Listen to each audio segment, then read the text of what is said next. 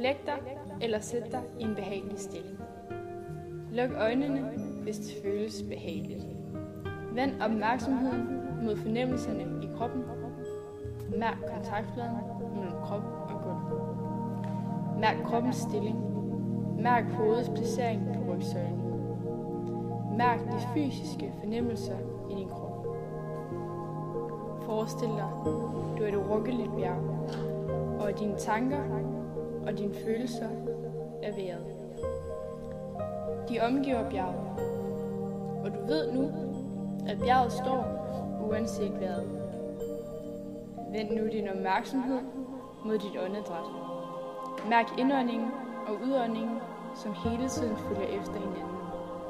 Mærk følelsen af maven, der udvider sig, når du trækker vejret ind, og falder, når du ånder ud.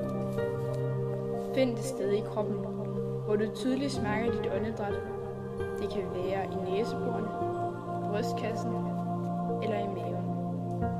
Og lad det sted være dit anker, som hele tiden vil bringe dig tilbage til nu. Hjælper dig med at være til stede lige nu og her i dette øjeblik, uanset hvad der sker omkring dig. Du mærker varmen sprede sig fra brystet.